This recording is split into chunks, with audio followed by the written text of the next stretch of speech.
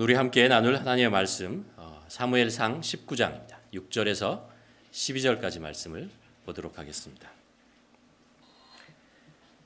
사무엘상 19장 6절에서 12절까지 말씀 우리 한 절씩 교독하도록 하겠습니다. 한 절씩 교독하시겠습니다. 사울이 요나단의 말을 듣고 맹세하되 여호와께서 살아계심을 두고 맹세하거니와 그가 죽임을 당하지 아니하리라.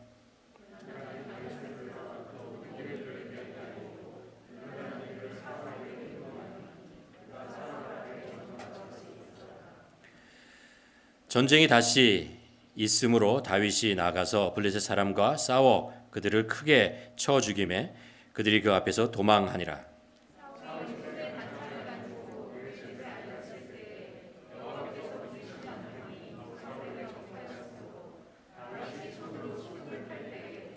사울이 단창으로 다윗을 벽에 박으려 하였으나 그는 사울의 앞을 피하고 사울의 창은 벽에 박힌지라 다윗이 그 밤에 도피하매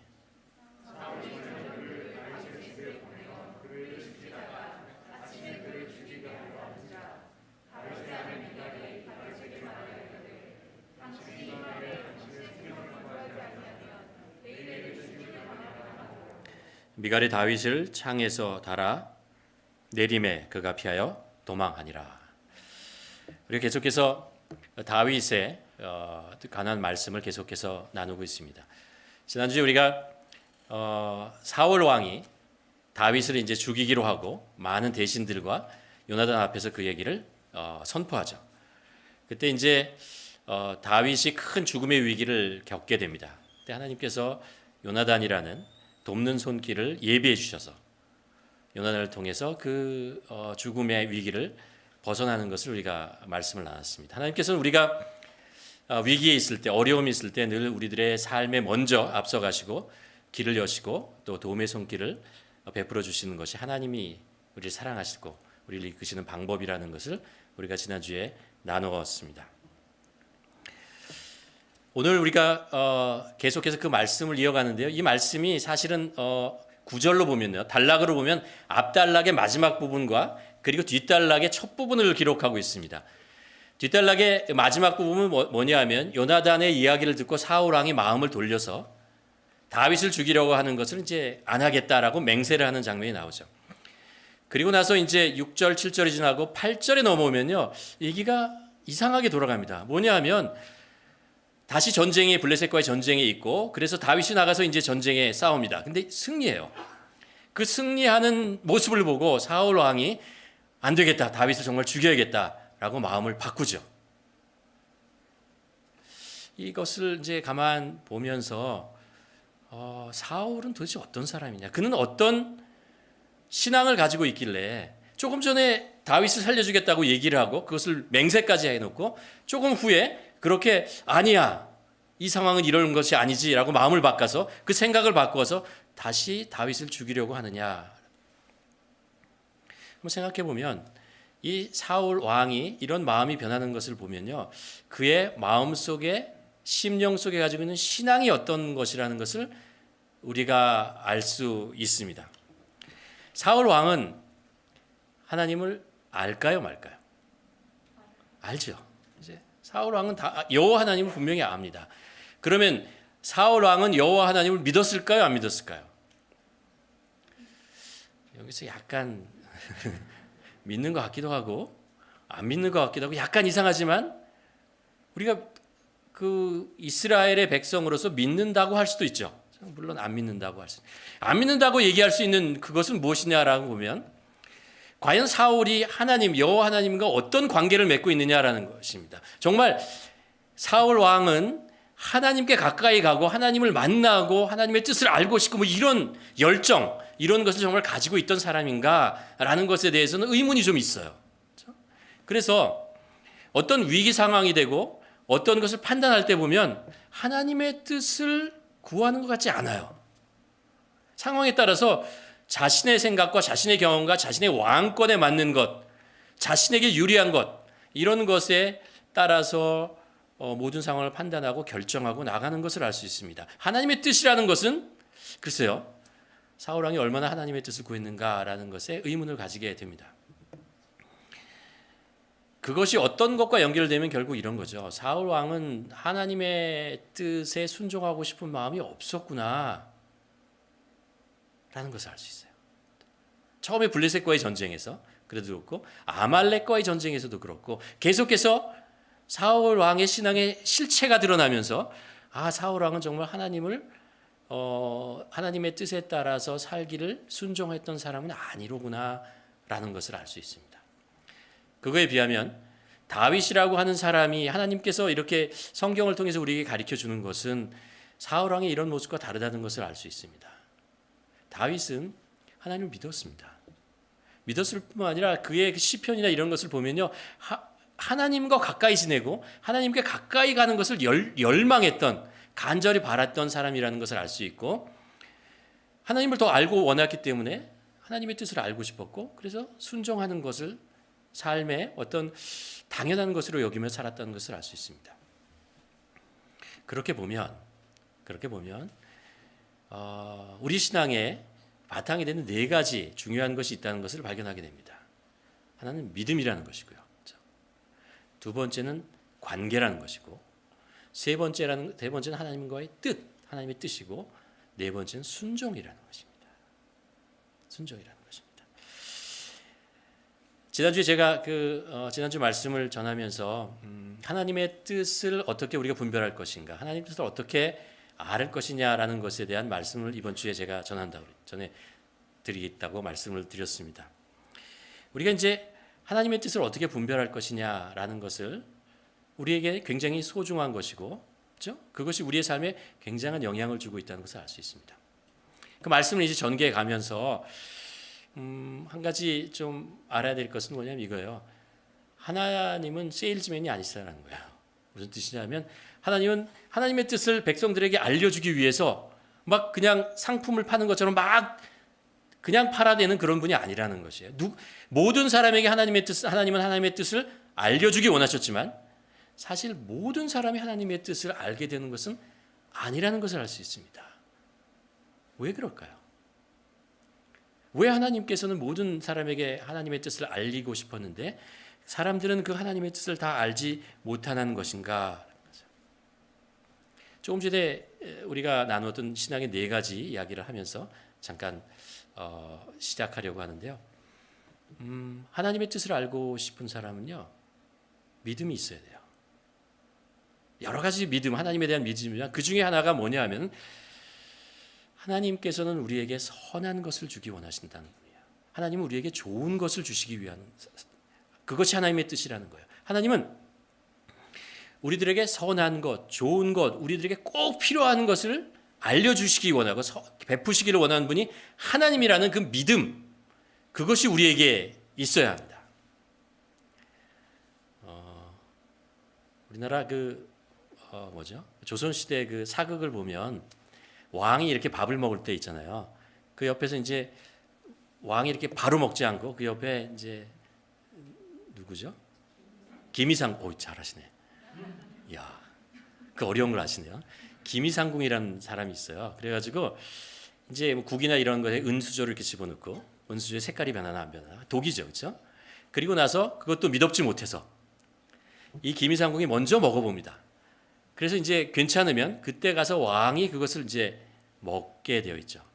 무슨 말이냐면 이게 음식이 뭐 산의 진미가 나오든 뭐든 이게 정말 믿을 만하냐라는 것을 믿을 수 없다는 거예요. 그래서 그렇게 하는 거죠. 근데 우리가 집에서 어머니가 해주는 밥을 먹으면서 어머니 은수저가 필요하겠습니다. 뭐 이런 사람 없잖아요. 우리 그냥 믿어요. 뭐 때때로 우리가 맛에 안 맞을 수는 있지만 어머니가 우리에게 정말 생명이 되고 보약이 되는 그런 좋은 음식을 만들어 주실 것이라는 것에 의심을 갖지 않습니다. 그걸 당연히 믿죠. 그리고 먹는 것입니다. 마찬가지예요. 우리에게 믿음이 필요한데 어떤 믿음이냐면 하나님께서는 우리에게 최선의 것을 주신다는 거예요. 때때로 우리가 이해할 수 없지만 때때로 이것이 정말 입에 왜 쓰지? 이렇게 얘기할 수 있지만 그것이 사실은 하나님께서 우리에게 가장 소중한 것, 우리에게 꼭 필요한 것, 지금 당장은 아닐지 몰라도 시간이 지나고 세월이 지나고 조금 지나면 우리가 깨닫게 되는 것, 아, 이것이 하나님께서 나에게 주셨던 최선이었구나라는 것을 알게 된다. 그것을 우리가 믿어. 이 믿음이 우리에게 먼저 있어야 한다는 거죠. 두 번째는 이제 관계라는 것입니다. 전능하시고 선하시는 하나님, 우리는 예수님께서 제자들에게 기도를 가르쳐 주시면서 그 첫 구절에 이렇게 하잖아요. 하늘에 계신 당신의 하나님이 아니고 우리의 하나님이라고 얘기합니다. 그러니까 전능하신 그 하나님은 우리와 거리를 두고 멀리 계신 그런 분이 아니고 바로 우리의 하나님, 우리의 아버지라고 부를 수 있는 아주 친근한 관계에 있는 그 관계 속에 있다. 우리의 신앙은 믿음으로 끝나는 것이 아니고요. 하나님의 전능하심과 위대하심으로 끝나는 것이 아니고 그분이 바로 나의 아버지, 나의 어머니, 나와 뗄래야 뗄 수가 없는 그분이라는 그 친근감, 그것으로 형성되어진 그것이 우리가 바라는 것이고 그렇게 하시는 것입니다. 그래서 하나님께서 예수 그리스도를 외아들을 이 땅에 보내시고 우리를 구원하셨습니다. 얼마나 하나님께서 우리를 사랑하시고 우리를 소중히 여기신다라는 것을 우리는 알죠. 예수 그리스도를 아는 것, 사도 바울의 고백처럼 그것이 우리 삶의 가장 소중한 것, 가장 고상한 것입니다. 그것이 우리에게 가장 기쁨이고 가장 소중한 것이죠. 생각해 보았습니다. 세상에서 성공하는 것, 가족들이 잘 되는 것, 그리고 우리가 교회에서 어떤 직분을 맡고 어떤 봉사를 하는 것, 이런 거 다 소중해요. 중요한 것이지만 가만 생각해 보면요, 이것도 지나가는 거예요. 그것도 한때에 그렇게 하는 거죠. 그렇죠? 그것이 주어졌을 때 그 일을 하는 것이고, 또 우리는 세월이 지나면 아이들은 또 떠나가는 것이고요.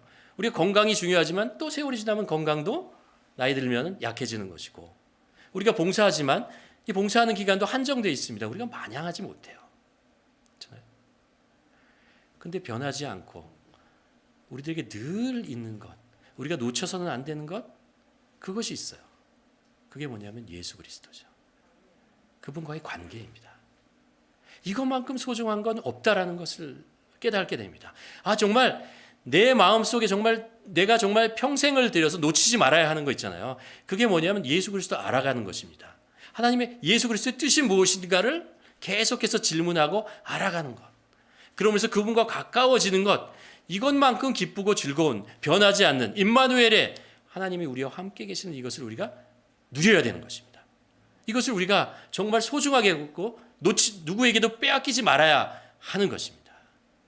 이 관계가 있어야 된다는 거죠. 이 관계가 하나님의 뜻을 알고 싶은 그 마음, 열정을 주는 것이죠.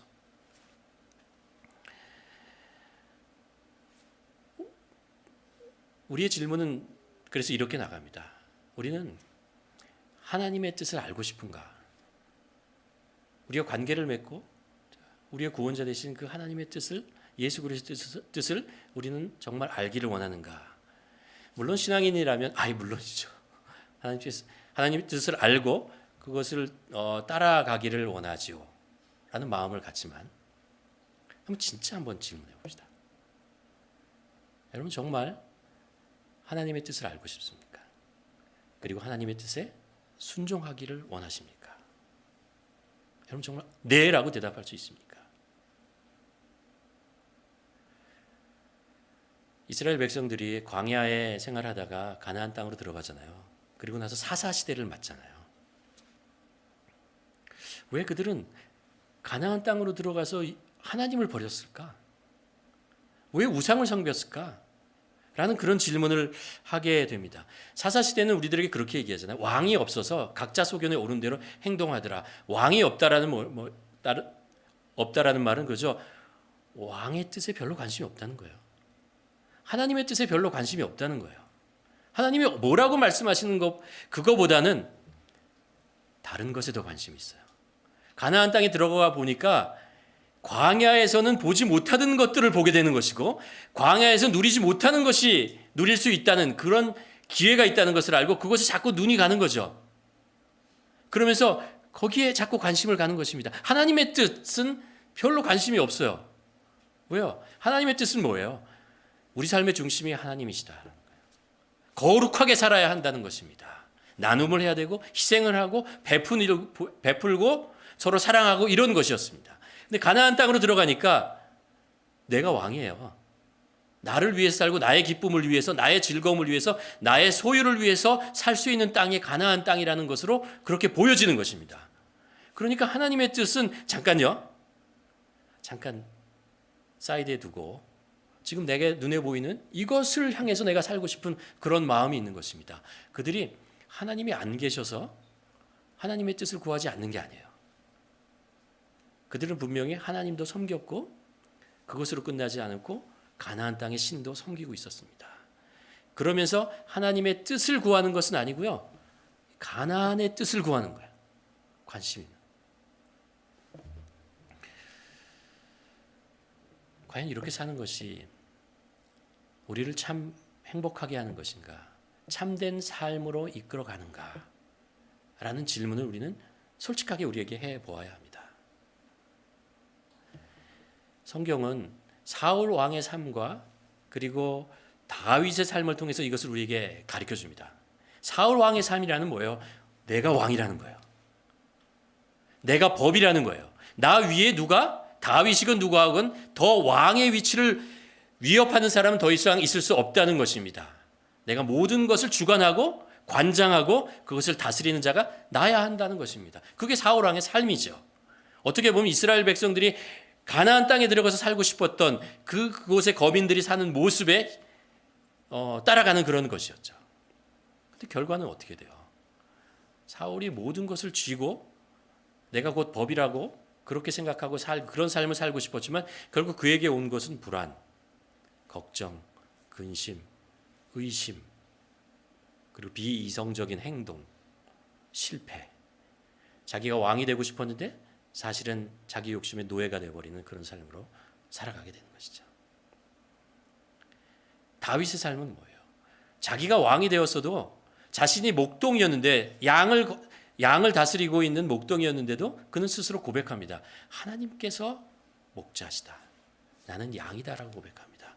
나중에 자기 스스로 왕이 되었는데도 나는 이스라엘의 왕이 아니고 이스라엘의 왕을 통치하시는 분은 하나님이시다. 하나님의 영광을 위해서 사는 것이 나의 삶에 가장 소중한 것이다라고 얘기합니다. 그렇게 고백하고 살아가는 다윗의 삶은 어떻게 됩니까? 통일한국의 왕이 되죠. 모든 사람이 기억하는 위대한 왕이 되고 그리고 신앙인으로서 그의 삶이 하나님으로 주는 복을 누리는 것이 다윗의 삶이 되는 것입니다. 결국 성경은 우리에게 분명하게 내가 어느 뜻을 무엇을 알고 어떤 뜻에 따라서 우리가 살아야 하느냐는 것을 우리에게 가르쳐 줍니다. 하나님의 뜻이에요.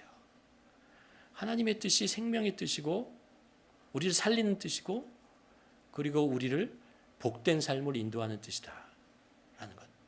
이것에 대한 확신, 그것이 우리에게 있어야 하는 것입니다. 가만 생각해 보면 다윗은요, 하나님의 뜻을 알고 싶은 정말 간절하다 못해 아주 절박한 상황 속에 있었습니다. 왜냐하면 그가 이제 사무엘로부터 왕으로 기름 부음을 받잖아요. 하나님 왜 저를 왕으로 나는 베들레헴 작은 마을에 이세의 막내에 목동을 치는 아주 작은 존재인데 내가 감히 어떻게 왕이 됩니까? 하나님 무슨 뜻으로 하나님 무슨 뜻이 있어 나를 왕으로 기름 부으십니까? 이 질문을 안 할 수가 없죠. 또 그가 왕으로 기름 부음을 받고서 그가 살아가는 삶이 뭐예요? 고난이에요. 어려움이에요. 위기 상황입니다. 다윗은 질문할 수밖에 없어. 내가 왜 이런 길을 가야 합니까? 하나님 무슨 뜻이 있어서 제가 왜 이런 고난과 이런 아픔과 이런 절망의 음침한 골짜기를 지나는 것처럼 이렇게 살아야 합니까? 이런 질문. 나 그냥 목동으로 사는 게 더 행복하지 않았습니까? 이런 질문을 하나님이 그것을 가르쳐 주지 않으면 살 수가 없는 거죠. 나중에 그가 왕이 되어서도 마찬가지입니다. 하나님 제가 이 통일왕국 이 많은 민족들을 내가 도대체 어떻게 다스리란 말입니까? 하나님이 가르쳐 주시지 않으면 하나님이 뜻을 나타내 주시지 않으면 제가 어떻게 해야 되나? 다윗의 절박함, 간절함 아시겠죠? 그것이 없으면 살아갈 수 없었던 것이 다윗의 삶이라는 것을 알 수 있죠. 그런데요, 성경이 우리들이 가르쳐 주는 게 이거예요.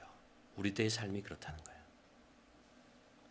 우리는 하나님의 뜻을 모르면 정말 살기 힘든 세상에 살고 있습니다. 왜 나에게 도대체 이런 일이 발생하는지 아세요, 여러분?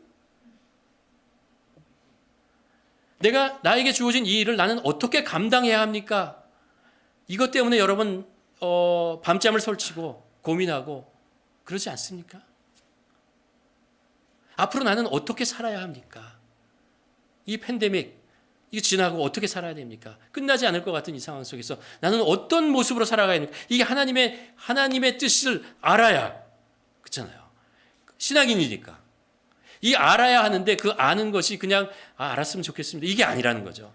다윗이 가지고 있었던 것처럼 정말 절박함, 간절함 이런 마음이 있어야 하는 것이죠. 그래야 하나님께서는 그런 사람에게 하나님의 뜻을 나타내신다라는 것입니다. 예레미야 29장에 보면 나오지 않습니까? 너희가 내게 부르짖으면 내게 와서 기도하면 내가 너희의 기도를 들어주리라. 너희가 온 마음으로 나를 구하면 나를 찾을 것이요 나를 만나리라. 하나님께서는요 누구에게나 하나님의 뜻을 나타내지 않아요. 하나님의 뜻은 그렇게 값싼 것이 아니에요. 하나님은 온 마음으로 찾는 자, 그 간절함을 부르짖는 자에게 하나님의 뜻을 나타내신다는 거예요. 우리가 하나님의 뜻을 알고 싶다면 하나님의 뜻이 우리 삶의 가장 소중한 내가 이것을 알아야 살 수 있다라는 그런 절박함, 그 간절함이 있다면 우리 마음속에 예레미야가 얘기한 것처럼 이런 마음이 있어야 됩니다. 부르짖어야 됩니다. 부르짖는다는 게 소리를 높이 지른다는 그런 의미보다는 내 마음속에 다윗이 가지고 있었던 내가 왜 이 일을 해야 합니까? 내가 왜 이 고난 속에 있습니까? 내가 어떻게 이 일을 감당합니까? 이런 그 하나님을 향한 하나님의 뜻을 알아야만 내가 정말 이 일을 감당하고 지금 하루를 살아갈 수 있고 이 불확실한 세상 속에서 내가 용기를 가지고 살아갈 수 있다. 그 마음이죠. 그것이 있어야 된다는 것입니다.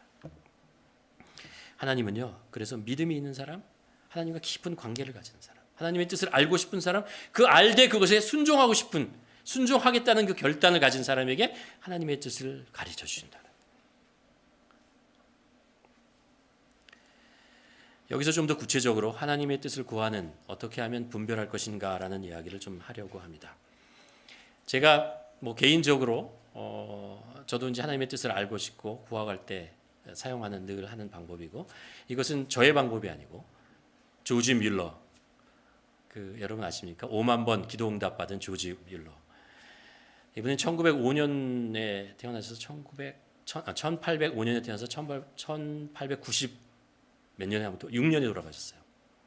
20세까지 정말 방탕한 삶을 사다가 20세에 기도회에 참석했다 거기서 이제 완전히 뒤집어지고 그러고 나서 70년을 신실하게 하나님과 동행하면서 살았던 분인데요. 이분이 했던 사역이 뭐냐면 영국에서 고아들을 돌보던 10,000명의 고아들을 돌보며 살았습니다. 근데 오로지 기도로만 했어요. 필요한 거 있으면 하나님께 구하고 사람들에게 얘기하지 않고 그러면 어느 날 그 일이 이루어지고 그래서 그것을 이제 책으로 써서 5만 번 기도응답 받은 제가 한번 계산해 봤어요. 제가 공대생이잖아요.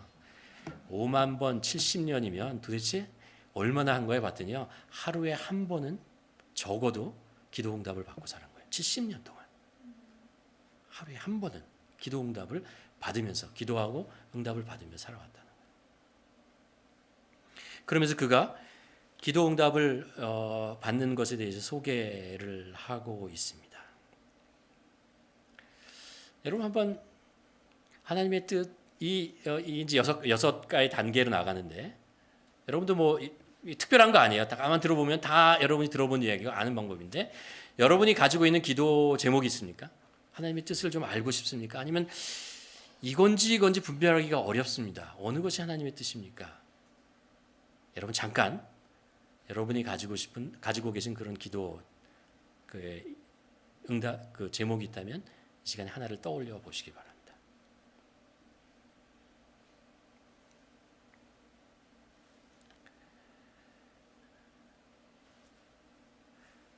떠올리셨어요? 제가 얘기하는 6가지 얘기를 할 때 그것을 계속 기도하면서 이게 하나님의 뜻이었구나라는 것도 혹시 분별할 수 있기를 바랍니다. 첫 번째는 이거예요.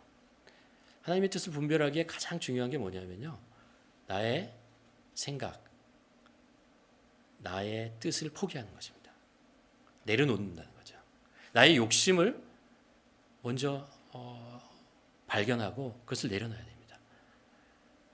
우리가 그 전에 한동안 보았던 로마서 12장 2절의 말씀이 너희는 이 세대를 본받지 말고 오직 마음을 새롭게 함으로 변화를 받아 하나님이 선하시고 기뻐하시고 온전한 뜻이 무엇인지 분별하라. 하나님의 뜻을 분별하려면 우리의 마음이 먼저 새롭게 되어야 된다. 우리의 마음에 밭을 먼저 갈고 준비해야 한다는 이야기를 합니다. 우리가 보통 하나님의 뜻을 분별하기 어려운 하나님의 그 뜻이 무엇인지 깨닫기 어려운 것 중에 하나가 뭐냐면요, 나의 뜻, 나의 욕심이 가리고 있기 때문에 그래요. 여러분 안경에 뿌연 이렇게 뭔가 끼어 있으면 잘 안 보이잖아요. 그렇죠? 그래서 안경을 벗고 이렇게 닦아내야 되잖아요. 그래야 클리어하게 분명하게 사물을 볼 수 있습니다. 마찬가지로 우리가 하나님의 뜻을 분별하고 싶으면 처음에 할 것은 뭐냐면은 내 마음속에 끼어 있는 이 안개와 같은 뿌연 나의 욕심, 나의 생각, 이것이 무엇인지를 분별할 수 있는 그런 시간을 가져야 된다는 거죠. 어느 날 갑자기 무릎 꿇고 하나님의 음성이 들렸어요. 이렇게 심령이 깨끗하신 분은 괜찮아요. 근데 우리가 세상에 산다는 것이 뭐냐면 우리가 이렇게 더러워진다는 뜻이에요. 우리의 마음과 우리의 생각이 세상에 영향을 받고 그리고 이렇게 뿌얘져 있다는 것이죠. 그래서 하나님의 뜻을 발견하기 어려워요. 반드시 해야 될 것이 뭐냐면 이 세상으로부터 영향을 받아서 이 더러워진 나의 마음과 생각과 심령을 깨끗이 좀 닦아내는 그런 시간을 가져야 된다는 것이죠. 그게 이제 조지 밀러 이분이 얘기하는 것이 뭐냐면 자기의 뜻을 포기하라라고 설명하고 있는 것입니다. 자기의 뜻. 가만히 하나님 내 안에 숨겨져 있는 나의 욕심과 뜻이 무엇입니까? 하나님의 뜻을 듣기에 방해가 되는 그런 것이 무엇입니까? 라는 것을 가만히 하나님께 질문해야 되고 내가 그것을 내려놓게 하여 주시옵소서. 깨닫게 하시고 내려놓고 포기하게 하여 주시옵소서. 이런 기도를 먼저 해야 되는 거죠. 오래 기도하다 보면 우리가 십자가의 은혜 앞에 들어가서 계속 하다 보면 우리 안에 숨겨진 실체가 이렇게 떠오르죠. 떠오릅니다. 떠오르면서 알게 돼요. 나에게 이런 욕심, 이런 뜻이 있구나. 나의 뜻이 이거구나라는 것을 조금씩 알게 됩니다. 그리고 그것을 이제 암과 동시에 하나님께 내려놓고 회개해야 되죠. 이게 제 욕심이었습니다. 이것이 제 뜻이었습니다. 하나님의 뜻을 찾는 것이 아니고 내 뜻을 하나님 이루어 주옵소서 이렇게 기도하고 있었군요. 마치 하나님을 요술방망이처럼 내가 생각하고 하나님께 기도하고 있었군요.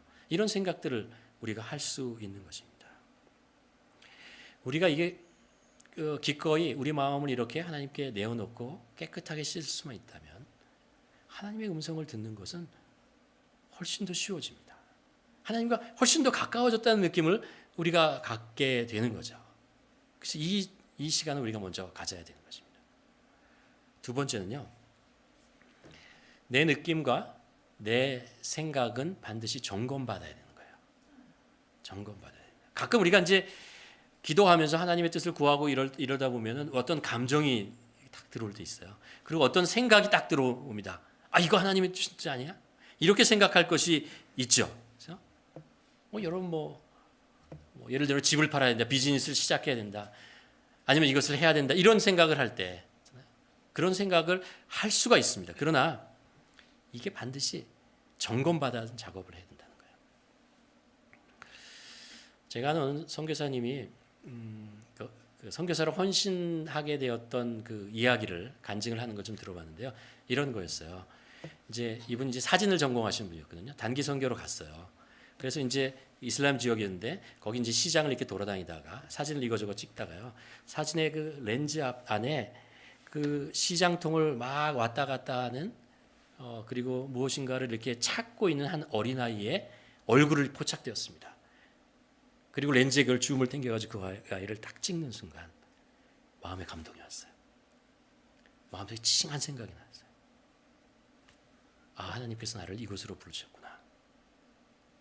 그 감동을 받고 그거 가지고 기도하고 시간을 보내고 그러면서 그 지역으로 선교사로 결국 왔어요. 우리가 뭔가를 기도하고 그것을 따라가다 보면 이런 일들이 발생하잖아요. 근데 우리가 조심해야 될 것이 뭐냐면 그냥 찡 한 거 가지고는 안 된다는 거예요.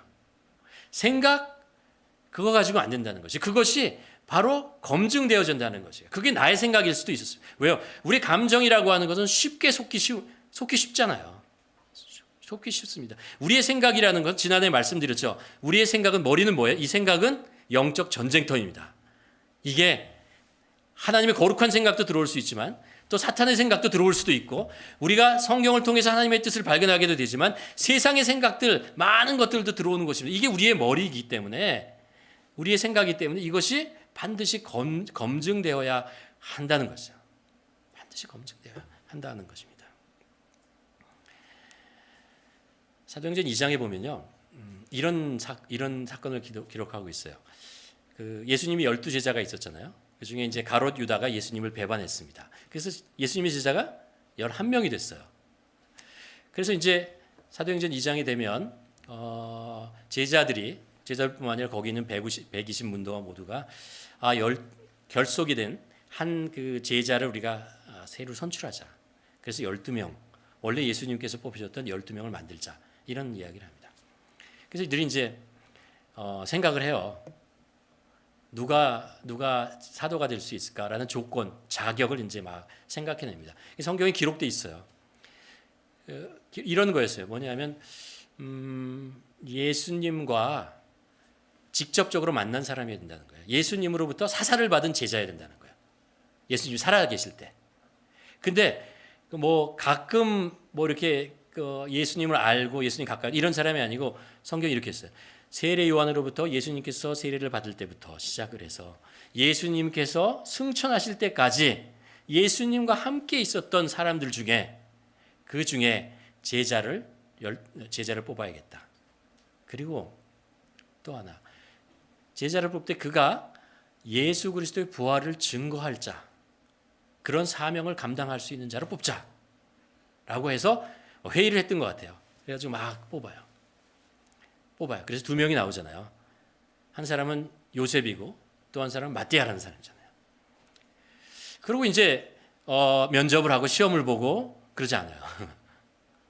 2명을 뽑고 거기서 기도해요.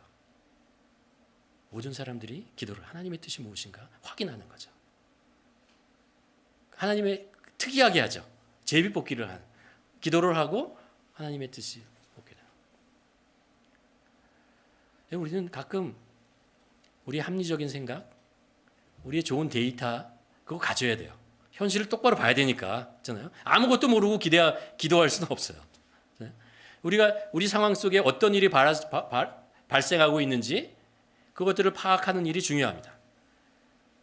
그리고 그곳에서 이것이 좋은 거로구나라는 것들을 우리가 선택할 수도 있어요.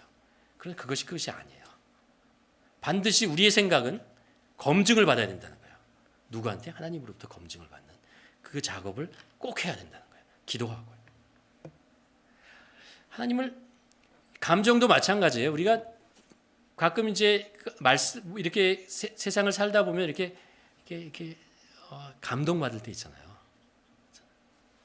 이거 하나님께서, 성령님께서 역사하시는 것 같다. 이게 하나님께서 이런 나에게 이 마음에 감동을 주고, 이 마음을 이렇게 막 흔들어 놓으시고, 이게 하나님의 뜻인 거다라고 생각할 수 있어요. 그렇죠. 하나님은 그렇게 하십니다. 근데 그것도 검증을 받아야 된다는 거예요. 무엇으로 검증받냐? 조지 뮬러 목사님 3가지를 얘기합니다. 기도와 말씀과 하나님께서 섭리하시는 상황입니다. 말씀은 이거죠. 하나님의 뜻은 모두 하나님의 성경 말씀과 관계되어 있습니다. 그것을 벗어나서 하나님의 뜻이 나타나는 경우는 없습니다. 다 성경 안에 있는 그런 거죠. 그렇다고 이 말이요, 우리가 집을 사야 되는데 어디 살까라고 할 때 성경을 막 뒤져서 여기 있구나. 그럴 수도 있어요. 근데 꼭 그렇지는 않다는 거예요. 성경 말씀은요, 모든 경우에 있어서 하나님의 뜻을 나타내는 가이드라인이 됩니다. 가이드라인이 돼요. 그게 무슨 뜻이냐면요. 우리가 성경을 보면 하나님의 뜻이 아니라는 게 뭔가를 알아요.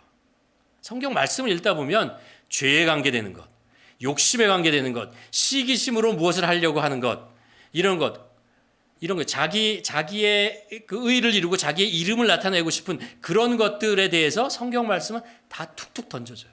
성경을 읽고 묵상 계속 하다 보면요, 그게 무엇인지 성경 말씀은 알려줘요. 그러면서 내가 가지고 있는 많은 생각 중에 이건 아니다라고 잘라낼 수 있어요. 이건 이건 하나님의 뜻일 수가 없어. 걸러낼 수 있는 가이드라인을 준다는 거죠. 또 하나님의 뜻이라고 하는 것은요, 다 생명을 살리는 것과 연결되어 있어요. 다 생명을 살리는 것, 복의 근원이 되는 것, 우리가 복을 나누고 베푸는 것과 연결되어 있습니다. 하나님의 뜻은요, 그리고 하나님의 나라와 연결되어 있어요. 성경 말씀은 하나님의 뜻의 방향을 알아요. 가이드라인이 된다고요. 이게 내가 잘 되고 내가 부유해야 되고 내 이름이 나고 이런 것과는 성경 말씀이 별로 관심이 얘기하지 않는다는 걸 알 수 있어요. 그래서 내가 가지고 있는 이 뜻과 이것이 고민하고 있고 기도드리는 이 제목이 정말 하나님의 뜻의 가이드라인에 들어오느냐 아느냐 성경을 통해서 대부분 다 알 수 있어요. 가만히 보면. 그래서 우리가 성경의 지식을 많이 쌓아야 되죠.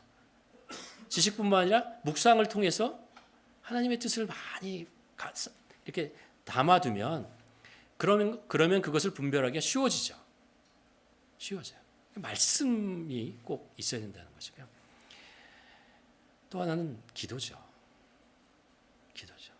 기도는 해야 되고요. 또 해야 되고요. 또 해야 됩니다. 하나님께서는 기도할 때 가장 하나님의 뜻을 많이 알려주시는 거 저는 경험합니다. 하나님께서 우리가 기도를 할 때 막 우리의 기도의 제목들을 하나님께 막 올려드리는 것 되게 중요합니다. 굉장히 중요해요. 근데 가만히 멈춰서 침묵으로 하나님의 음성을 듣는 그런 훈련을 해야 합니다. 이게 훈련이라고 말하는 게요, 이게 잘 안 돼요. 기도를 막 하다가 딱 멈추는 순간 그 다음부터 내 생각이 막 나기 시작합니다. 내가 처해 있는 상황들이 내 머리를 어지럽게 만들기 시작하고 잡생각이라는 것이 막 들어가지고 하나님의 뜻을, 하나님의 음성을 들고 하나님의 마음을 담을 게 안 돼요. 그래서 훈련을 하라는 거예요.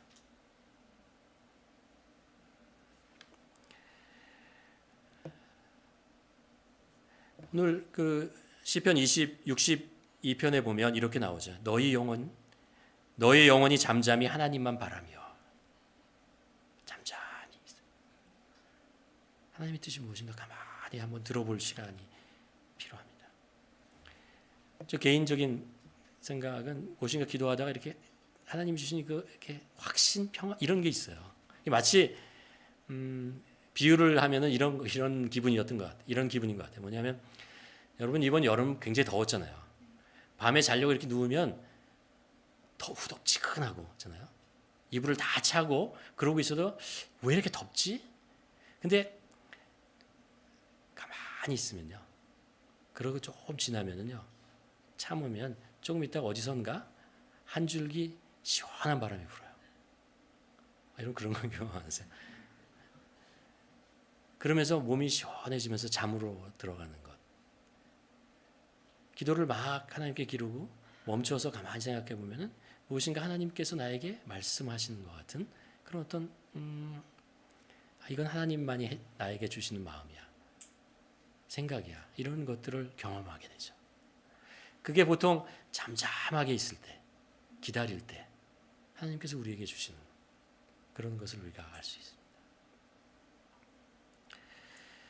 마지막 또 하나 하나님께서 우리에게 말씀하시는 방법이 뭐냐면요, 하나님이 섭리하시는 그 환경, 상황 속을 통해서 우리에게 말씀하시는, 하나님께서 주관하시는 상황이 있어요. 그것이 우리가 말씀과 기도 안에 있으면은 그 상황 속에서 하나님의 손길을 보게 되는 것을 알 수 있습니다. 기도하면서 하나님의 뜻을 구하다 보면 일상에서 보이지 않는 것이 보여지기 시작하고요. 환경이 이렇게 변화되어지고 그 속에 하나님의 손길이 임하는 것을 경험하게 됩니다. 하나님이 열어주시는 길을 보이고요. 그리고 닫혀있던 문이 열리는 것을 보게 됩니다. 그리고 아니라는 것, 이건 아니었구나라는 것이 분명하게 보여지기 시작하는 그런 거죠. 하나님께서 상황을 이렇게 바꾸는 것 같은 그런 느낌을 받습니다. 마태복음 7장에 보면 기도에 대한 말씀을 예수님께서 하시면서 이런 이야기를 하시잖아요. 구하라 그러면 너에게 주실 것이요. 찾으라 그러면 찾을 것이요. 문을 두드리라 그러면 너희가 문이 열린다고 했잖아요. 우리가 기도하면서 계속 나가면요. 닫혀있던 문이 열려지고 보이지 않던 길이 보여지고 잖아요. 내가 길이라고 생각했던 것이 닫히는 경우를 봅니다. 이거 하나님께서 무엇인가 하고 계시는 거구나. 하나님께서 나를 인도하시는구나 라는 것들을 경험합니다. 저는 이거를 저희 교회 이제 예배 처소를 구할 때마다 이제 경험하게 되는데요. 2010년도에 저희가 이제 노스 이스트에 있는 거기 창고 그 오피스를 하다가 이제 옮기려는 계획을 가지고 기도하면서 하다가 이제 CCS라는 크리스천 스쿨 있잖아요. 거기를 이제 갔어요. 전화를 해서 이제 정세엽 장로랑 같이 갔는데 거기 있는 사람이 너무 잘해주는 거예요. 오라고, 당장 오라고 막 그러는 거예요. 그래서 저희는 역시 크리스천 스쿨은 달라. 다르구나 이렇게 딱 들어갔는데 나중에 캘거리의 다른 어떤 그 교회를 찾고 있는 다른 교회 분을 만나게 됐어요. 그분이 얘기하는 게 뭐냐? 아니 어떻게 거기에서 예배를 드리세요? 우리가 그 교회를 몇 번을 컨택했는데 다 노 거절하더라고요. 그런데 당신들은 어떻게 거기에 우리는 그냥 전화해서 갔더니 오라 그러던데요. 하나님께서 아마 그 내부의 어떤 정책을 학교의 정책을 바꿨던 것 같아요. 우리를 환영해 주는 거죠. 우리가 사실 이 MRU에서 예배 드릴 때도 비슷한 상황이었습니다. 우리가 CC에서 한 10년 예배를 드리다가 이제 거기 이제 여름이면 이제 뒤로 갈수록 이제 2달 동안 방학 동안 사용하지 못하고 임대료가 좀 올라가고 계속 매년 올라가고 그래서 우리가 다른 데를 찾아야겠다 그러고 있었는데요. 이 MRU에 우리가 그 전에 옮기기 전에 여름에 한 2번 정도 예배를 드렸어요. 이제 CCS에서 예배를 여름에 못 드리니까 그때 이제 여기서 어떻게 장기 계획을 맺을 수 있을까라고 진문선 장로님이 알아봤는데 안 된다 그랬어요. 우리는 6개월 이상은 안 해준다. 6개월 가지고 우리가 어떻게 하겠어요. 그래서 이제 포기하다가 그러다가 이제 다시 한번 이렇게 알아봤는데 MRU에서 해주겠다는 거예요. 그리고 진 장로님한테 이메일이 왔어요. 그 내용을 알아봤더니 담당자가 바뀌었어요. 우리가 딱 옮겨야 될 때 담당자가 딱 바뀌면서 그래서 우리가 장기 3년 계획을 하고 왔습니다. 팬데믹 상황이 우리가 돼서 또 MRU 닫혔잖아요. 그래서 온라인으로 계속 예배 드릴 수밖에 없는 상황이 라이브 스트림을 하다가 작년에 이제 여름이 지나고 한때 이제 여름 전에 저희 비전 센터 앞에 빈센 메시 주니어 하이 있잖아요. 거기 애들이 이제 등교하고 학교에 오는 거예요. 그걸 이제 창으로 이렇게 쳐다보면서 우리는 언제 현장 예배 드리죠? 그런 생각을 하다가 이게 방향을 이렇게 바꿔가지고 러스캐럴 커뮤니티 센터를 이렇게 바라보게 됐어요. 그리고 모르겠다. 그래서 전화나 해보자. 그래서 전화를 제가 알거든요. 왜냐하면 거기에 다른 교회들이 주일날 싼다는 거 알고 있었어요. 그래서 안 될 거라고 생각하다 전화나 걸자. 전화를 웬걸로 안 받았더라고요. 그래가지고 그냥 메시지를 남겼어요. 그랬더니 며칠 있다가 전화가 왔어요. 그래서 오라는 거예요. 그래서 왜 다른 데 사용하지 않냐 그랬더니 팬데믹 때문에 사용하고 있던 교회나 이 단체들이 안 사용하게 되었다는 거예요. 그래서 우리 오면 예배 드릴 수 있다. 예배를 그래서 드릴 수 있게 된 거예요. 뭔가 닫혀있던 길이고 안 된다고 생각하는 것이 기도를 하면서 하나님께서 열어주시는구나. 이스라엘 백성들이 마치 이집트에 나와서 홍해가 가려막혀 있을 때 이건 더 이상 갈 수 없는 바다로구나라고 생각했을 때 하나님께서 그것을 열어주시는 것 같은. 우리가 기도하다 보면요. 우리 삶에 닫혀있던 길이 열리고 우리가 보이지 않던 길이 보여지는 것. 이런 것들을 경험하게 되는 거죠. 우리 마음속에 하나님이 우리의 삶을 인도하시고 이끄시고 선한 길을 인도신다. 그것을 믿고 우리가 기도하며 나아가는 거죠. 그때를 기다리는 것입니다. 하나님께서는 가장 좋은 때에 그 일을 열어주시죠. 아무 때나 열어주지 않으세요. 마지막으로 이제 6번째가 뭐냐면요. 조지 밀러 목사님이 얘기하는 게 이거예요. 결정하고 마음속에 평온이 오면 또 한 번 기도하라는 거예요. 또 한 번 기도하고 또 결정한 대로 나가겠다고 하나님께 결단했을 때 또 그 마음속에 평안함이 오면 그냥 하나님의 뜻으로 믿고 그대로 하라라는 것입니다. 아무리 좋은 길이고 아무리 열려있는 길인 것 같아도요, 그걸 선택하고 나가겠다고 결정했을 때 마음속에 평온이 없으면, 이게 물론 아까 말씀드리는 그 5단계를 다 거치셔야 됩니다. 거쳐서 와야 됩니다. 한 번에 뛰어가면 안 돼요. 한 번에 뛰어가면 안 돼요. 빨리 가는 게요, 좋은 게 아니에요. 다 거쳐서 가는 게 좋은 거예요. 그러는데 마음속에 평안함이 오지 않으면 그 하나님의 뜻이 아닐 가능성이 있어요. 더 기도해 보아야 됩니다. 아닌 것 같고 갑자기 열려서 그것을 선택하고 이거 하나님의 뜻입니까? 라고 결정을 하고 기도하고 그 평온한 마음이 오면, 다시 기도하고 평안이 오면 이거 하나님의 뜻이로라 믿으라는 거예요. 그리고 그대로 하라. 여러분은 어떻게 하나님의 뜻을 구하십니까? 어떤 것이 하나님의 뜻인지 분별하십니까? 오늘 제가 여러분들에게 말씀드렸던 조지 밀러 목사님이 하셨던 방법들 한번, 여러분이 그렇잖아요. 작은 것도 그렇고 그리고 큰 것도 그렇습니다. 이 단계를 한번 거쳐서 하나하나, 그래서 하나님의 뜻을 분별하여 보시기를 바랍니다. 그럴 때 하나님께서 우리 삶을 인도하시고 이끌어 가시는 것을 경험하는 거죠. 정리해 볼까요? 어떤 상황에도 우리의 생활 속에서 하나님의 뜻을 알기를 원한다면 첫 번째 뭐예요? 믿음이 있어야 된다는 거예요. 하나님이 나에게 가장 최선의 것을 인도하신다는 믿음이 있어요. 두 번째는요, 하나님과의, 예수 그리스도와의 친근함이 있어요. 교제하는. 우리 하나님은요, 이게 복비 갖다 주는 것처럼 많이 갖다 준다고 대답하시는 분이 아니에요. 그런 분이 아니에요. 하나님은 하나님과 친근한 자기 백성에게 하나님의 뜻을 나타내신 분이에요. 하나님과의 관계 속에서 하나님의 뜻이 점점 명확하게 나타난다는 것이죠. 그리고 하나님의 뜻을 구하는 자, 간절히 구하는 자 되어야 된다고. 그 하나님의 뜻에 내가 하나님의 뜻을 알기 전에 하나님의 뜻에 순종하겠습니다라는 마음을 이미 결단을 하고 있어야 됩니다.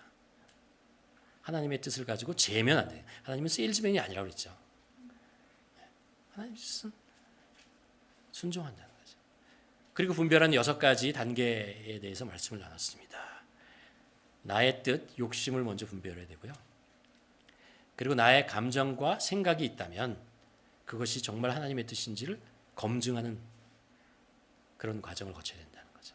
기도와 성경 말씀과 그리고 하나님께 섭리하시는 상황, 사건들, 환경들을 보라는 거죠. 그리고 나서 결정했을 때 마음속에 평온함이 있으면 이거 하나님의 뜻이다 라고 믿고 나가시라는 것이죠. 바라기는 하나님이 우리 삶에 소중하신 분입니다. 그분이 우리 삶을 인도하십니다. 분명하십니다. 우리가 그 음성을 들을 수 있고 그것을 분별할 수 있는 믿음, 순종, 이것이 있을 때 하나님은 우리를 선한 길로 인도하시고 그리고 우리를 생명의 길로 인도하실 것을 믿습니다. 그런 하나님의 인도하심의 축복이 우리 모두에게 임하기를 간절히 축원합니다.